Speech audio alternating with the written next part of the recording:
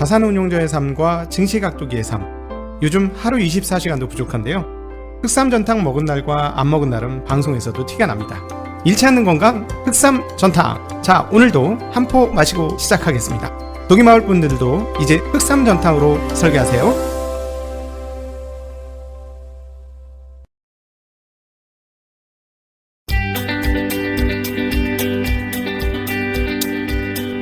가기사는 증시각도기. 안녕하세요, 증시각도기 시청자 여러분, 투자자 여러분, 반갑습니다. 그리고 네이버 오디오 클립을 통해서 실시간으로 듣고 계신 청취자, 팟캐스트 청취자 여러분도 반갑습니다. 네, 팟빵 여러분들도 반갑고요.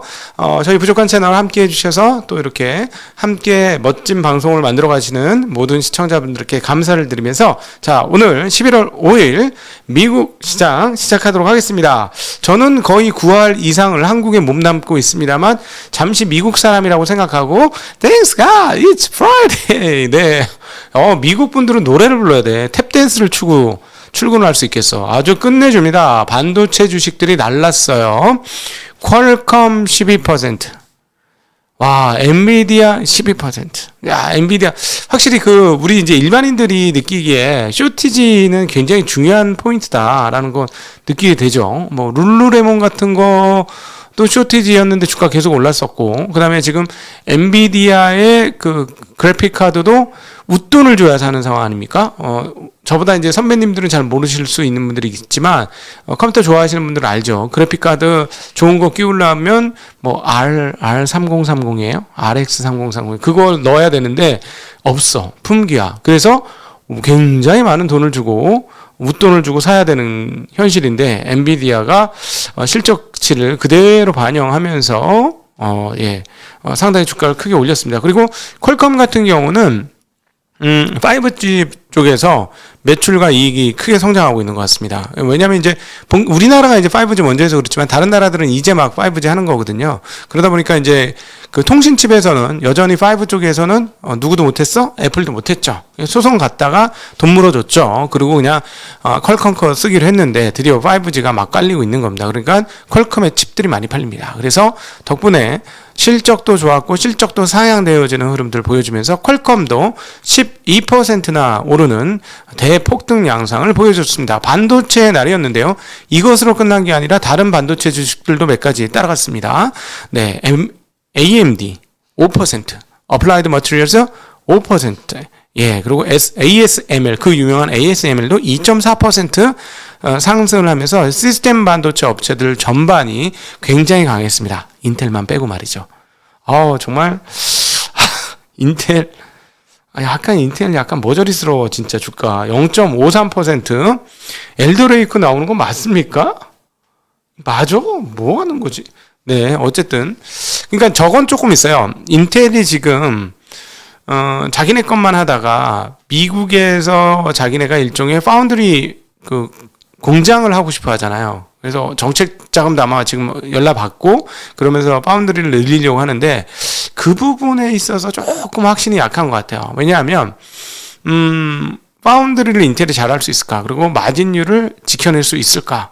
하는 의문들이 조금 있죠. 그리고 전혀 선단 공정으로, 그러니까 미세 회로폭으로 크게 많이 안 들어가는 상황이기 때문에 인텔의 파운드리에 대해서는 조금 시장에 의문이 있는 듯 합니다. 자, 그래서 그런지 그렇게 되면 이제 저기잖아요. 이익률이 분산될 수 있는 거잖아요.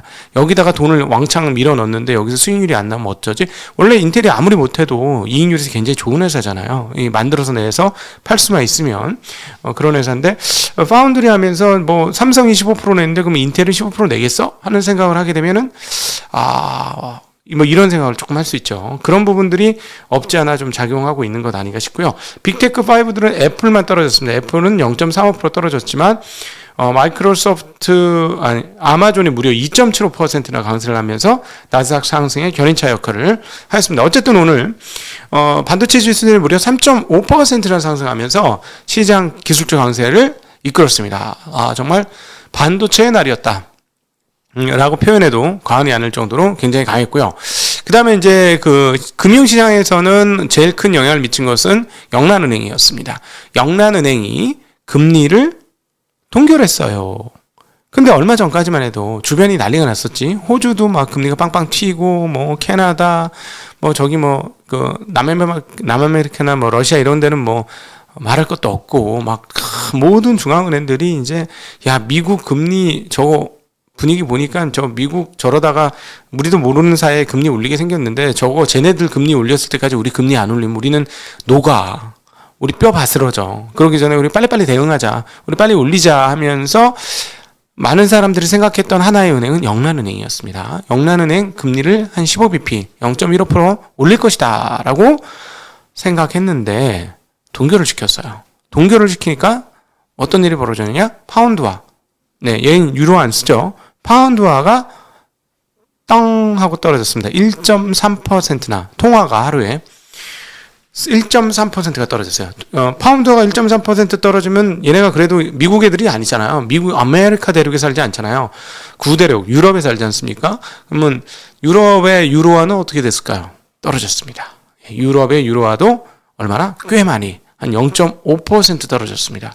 자, 0.5% 떨어지면 상대적으로 뭐가 올랐을 거다?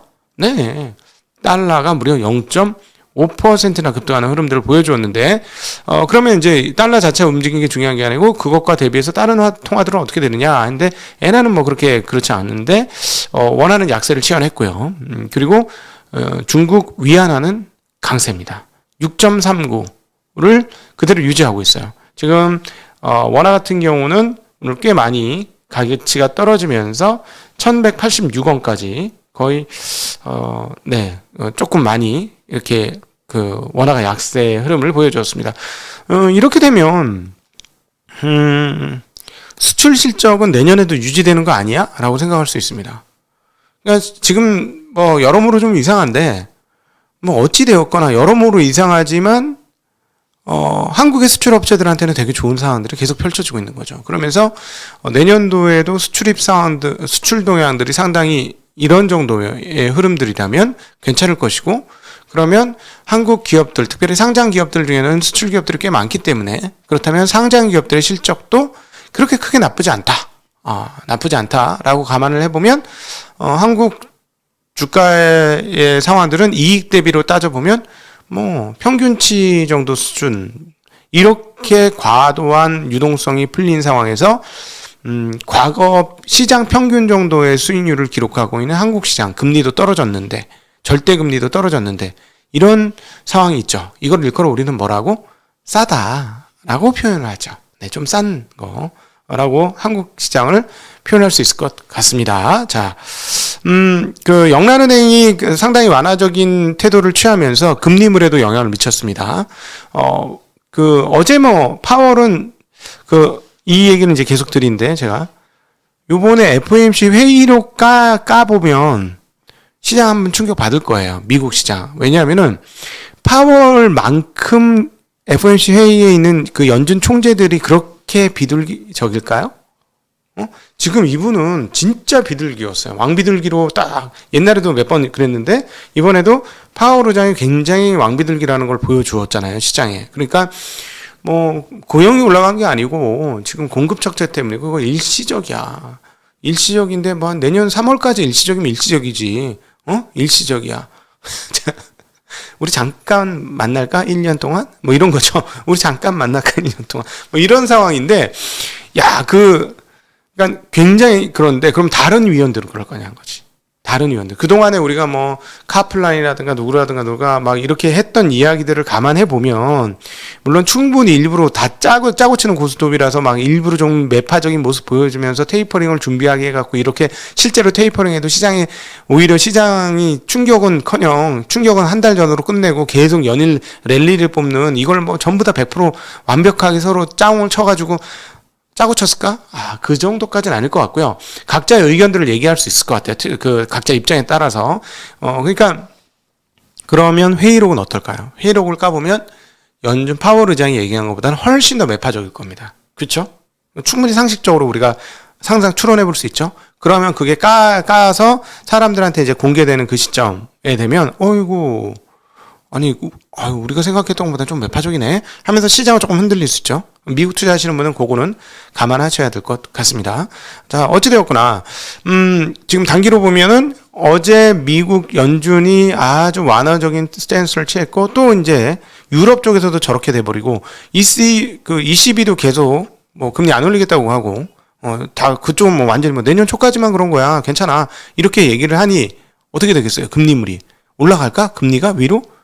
완화적이니까 전 중앙은행이 매파적일 거라고 아주 좀 쪼임을 주는 그런 그 중앙은행일 거라고 생각한 BOE마저도 절해버리니 금리가 떨어졌습니다. 금리가 떨어졌는데 장기금리만 떨어진 게 아니고 장기금리, 단기금리 모두 떨어졌는데 비율상으로는 단기금리가 더 많이 떨어졌습니다. 그러니까 시장이 금리가 당분간 안 오르겠구나 라고 채권 시장은 오늘 생각한 것이다 라고 보시면 되겠고 지금 뭐 계속 인플레이션은 강할 것이다 라고 생각을 하면서 단기금리 계속 올라갈 거고 금리가 그렇게 올라가면 경기는 꺾이는 모습을 보이니 장기물은 좀 떨어질 거다. 그래서 장단기 스프레드가 계속 축소되는 양상을 보여주면서 계속 그럴 거다 하는 게 채권 시장의 주요한 생각이에요. 지금. 채권 플레이어들의 그리고 경기에 대해서 별로 안 좋게 보죠. 근데 채권 시장 여러분이 이해하셔야 될 게 뭐냐면 채권은 금리가 떨어지는 게 가격이 어떻다? 금리가 떨어지는 게 가격이 올라가는 거다라는 거잖아요. 그러면 주식시장에 참여하는 사람은 매일 주식 가격이 떨어지는 게 좋아? 올라가는 게 좋아? 지금 누가 행복해? 미국이 행복해? 한국이 행복해? 미국이 행복하잖아요. 가격이 올라가니까. 그럼 채권 시장에 있는 애들도 인간인데 가격이 오르는 게 좋을까? 떨어지는 게 오르는 게 좋죠. 그러면 가격이 오르려면 금리는 떨어져야 되는 거죠. 금리는 언제 떨어져요? 경기가 나쁠 때. 지난 20년간 디플레 환경이었기 때문에 채권 시장 입장에서는 상당히 좋았죠. 근데 지금은 이제 금리가 더 이상 내려갈 데가 없잖아요. 0이니까. 그래서 이제 지금 오히려 일자리가 없어지고 있답니다. 채권은 뭐 필요가 없대 사람이. 왜냐면 이미 다 꼭지에 있기 때문에 더 이상 갈 데가 없어서 0%니까 뭐 그런 상황 정도인데 어찌되었거나 채권 시장은 경기 안 좋아지는 거를 은근히 좋아해요. 은근히. 그래서 채권 시장을 여러분이 읽을 때는 얘네들이 은근히 무슨 생각을 하고 있는지를 감안하고 읽어야 돼요. 물론 본인들 굉장히 냉정하고 정확하게 판단하려고 노력은 할 겁니다만 보유 편향이 일부 없을 수는 있죠. 저도 냉정하게 얘기한다고 하지만 한국 증시에 대해서 뭔가 좋아질 거야 라는 태도가 있죠. 보유 편향이 왜 없겠어요? 저도 당연히 있죠. 채권 시장 애들은 뭐 로봇인가?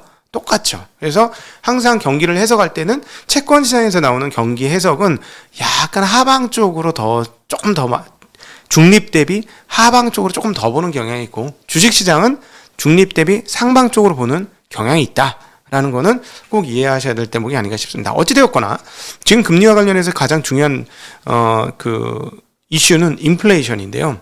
인플레이션을 어떻게 해석할 것인지가 상당히 중요한데 지금 분위기는 뭐냐면 채권 시장은 채권 시장대로 주식 시장은 주식 시장대로 자기 좋아하는 것만 보기 시작하는 그런 분위기가 또다시 연출되고 있다. 금리 올라도 상관없어. 경기가 뚫고 나갈 거야. 근데 미국 시장은 그렇게 주식 시장에 해석할 수도 있는 게 기업들의 실적이 너무 좋잖아요. 지금 3분기 실적 발표한 게 전년 동기 대비로 따져보면 실적 상승폭이 상당히 크고 실적 향상과 매출 증가폭이 상당합니다. 그러니까 당연히 그렇게 좋게 볼 수 있는 부분이 있는데 채권 시장에서는 인플레이션을 어떻게 생각해요? 인플레이션이 되게 강한데 인플레이션이 강한 것 때문에 그 경기가 꺾일걸? 너희 금리 올려야 될 건데 금리 올리면 경기가 꺾일걸? 이 생각이 있기 때문에 장단기 금리차가 쪼그라들 거다, 줄어들 것이다 라고 생각을 하고 있는 것이죠. 그리고 인플레이션에 있어서 계속해서 말씀드리지만 중요한 포인트 중에 하나는 글로벌 공급 적체가 어떻게 될 것이냐. 그리고 글로벌 공급 적체 이후에 인플레이션은 정말로 떨어질 것이냐. 이제 우리는 그걸 생각하셔야 돼요.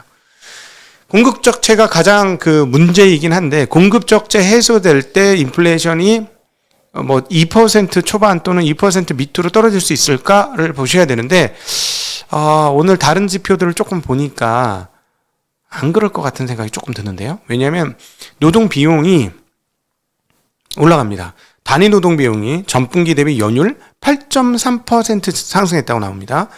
전월은 1.0% 상승했고 예상치는 7.4% 상승인데 8.3% 즉 임금이 올라가기 시작했다는 게 보이죠. 가장 중요한 포인트 중에 하나가 인플레이션에서는 임금이라는 말씀을 여러 번 드렸어요. 고용률이 올라오면서 임금도 올라오게 되면 인플레이션이 구조화됐어요. 레리 서머스 교수가 계속 얘기하는 것처럼 진짜 구조화될 확률이 꽤 있습니다. 지금은 우리가 안 당해본 팬데믹, 그러니까 계속 말씀드렸습니다만 just in time한 전 세계적인 공급망 관리가 너무나 타이트하게 이루어지고 있었던 참에 중간에 떡떡 셧다운이 몇 번 있게 되니까 완전히 몰린 거죠. 그 다음에 또 하나 그 물류 쪽에서도 그게 상승작용을 일으키면서 공급에서 적체가 한 번, 물류에서 적체가 한 번 해서 곱하기가 되니까 물류에서는 2번 터졌어요, 사고가. 어제도 말씀드렸지만.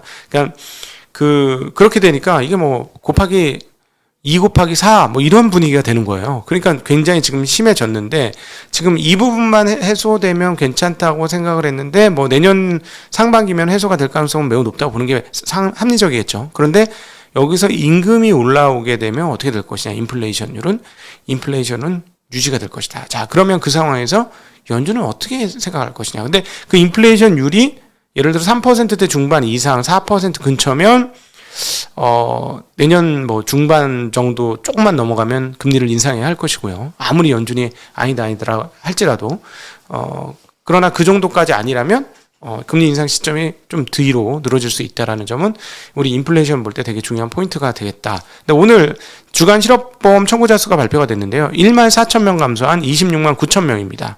네. 그래서 상당히 큰 폭으로 작년도 3월 이후로 큰 폭으로 주간 청구자 수, 실업보험 청구자 수가 줄고 있어요. 그리고 내일 드디어 고용이 나옵니다. 노동부의 서비스업 고용인가? 그게 나오죠. 고용이 나오는데 몇만 나오느냐? 우리 뭐 많이 나올 거야. 뭐 80만 100만 하다가 막 20 몇만 나와서 쇼크 먹고 이랬는데 이번에 40만대 중반 이상 나올 걸로 지금 예상을 하고 있는데 진짜로 얼마 나올 거냐에 따라서 시장의 인플레이션에 대한 생각 조금 달라질 수 있다라는 거 한번 우리가 고려하셔야 할 것 같습니다. 자, 오펙 플러스에서 기존 증산 방침을 유지하기로 하면서 하루 40만 배럴 증산을 유지하기로 했습니다만 어제 우리 바이든 할아버지께서 한마디 하셔서 그런지 유가가 $80 이하로 떨어졌습니다. 10월 달만, 한 달 정도 만이죠. 한 달 정도 만에 $80 이하로 떨어졌습니다. 네. 자, 예. 오늘, 함께 해주신 분들께 진심으로 감사드리고, 자, 이제 여러분들과 함께는 질의응답 시간으로 넘어가도록 하겠습니다. 감사합니다. 함께 해주셔서 이따 오후에 뵙도록 하겠습니다. 안녕.